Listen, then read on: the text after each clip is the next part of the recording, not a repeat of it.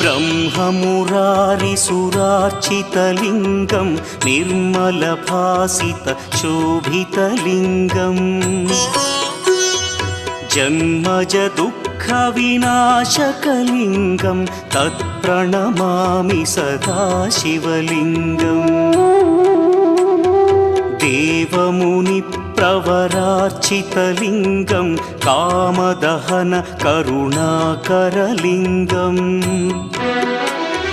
रावणदर्पविनाशकलिङ्गं तत्प्रणमामि सदा शिवलिङ्गम्